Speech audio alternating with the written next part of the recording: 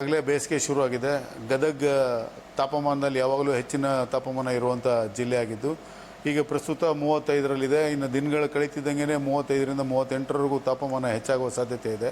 ಈ ರೀತಿ ತಾಪಮಾನ ಹೆಚ್ಚಾಗೋದ್ರಿಂದ ಸಾರ್ವಜನಿಕರಿಗೆ ಬಹಳ ಎಚ್ಚರಿಕೆಯಿಂದ ಇರಬೇಕು. ಈ ಒಂದು ಹೀಟ್ ವೇವ್ ಕ್ರಿಯೇಟ್ ಆಗೋದ್ರಿಂದ ಹೀಟ್ ಸ್ಟ್ರೋಕ್ ಆಗೋ ಸಾಧ್ಯತೆ ಹೆಚ್ಚಾಗಿರುತ್ತೆ. ಆದ್ದರಿಂದ ಸಾರ್ವಜನಿಕರು ಎಚ್ಚರಿಕೆಯಿಂದ ಕಾರ್ಯನಿರ್ವಹಿಸಬೇಕಾಗಿರುತ್ತೆ. ಸಾಧ್ಯವಾದಷ್ಟು ಬೆಳಗಿನ ಜಾವದಲ್ಲಿ ಮಾತ್ರ ಕೆಲಸ ಮಾಡಿಕೊಂಡು ಮಧ್ಯಾಹ್ನದ ಹೊತ್ತು ಹೊರಗಡೆ ಬರದೇ ಇರೋವಂಗೆ ನೋಡ್ಕೋಬೇಕು. ಹೊರಗಡೆ ಬರೋ ಅನಿವಾರ್ಯತೆ ಇದ್ದಾಗ ಟೊಪ್ಪಿ ಧರಿಸ್ಬೇಕು ಅಥವಾ ಛತ್ರಿ ಹಿಡ್ಕೊಂಡು ಬರಬೇಕಾದ ಅವಶ್ಯಕತೆ ಇರ್ತದೆ.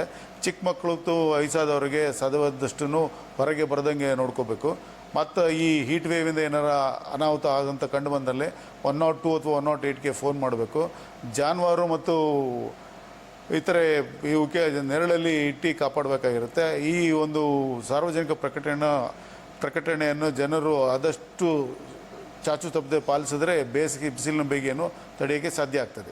ಸಾರ್ವಜನಿಕರು ಈ ಬೇಸಿಗೆ ಅವಧಿಯಲ್ಲಿ ಸಾಕಷ್ಟು ಎಳನೀರು, ತಂಪು ಪಾನೀಯಗಳನ್ನು ಬಳಸುವುದು ಅವಶ್ಯಕ. ಮತ್ತು ಬಟ್ಟೆ ಧರಿಸುವಾಗಲೂ ಭಾಳ ಎಚ್ಚರಿಕೆಯಿಂದ ಇರಬೇಕು. ತೆಳುವಾದ ಕಾಟನ್ ಬಟ್ಟೆಗಳನ್ನು ಹಾಕುವುದು ಬಹಳ ಸೂಕ್ತವಾಗಿರ್ತದೆ. ಮತ್ತು ಈ ಸೂಚನೆಗಳನ್ನು ಸಾರ್ವಜನಿಕರು ಕಟ್ಟುನಿಟ್ಟಾಗಿ ಪಾಲಿಸಿದರೆ ಬೇಸಿಗೆಯನ್ನು ಸುಲಭವಾಗಿ ದಾಟಬಹುದು.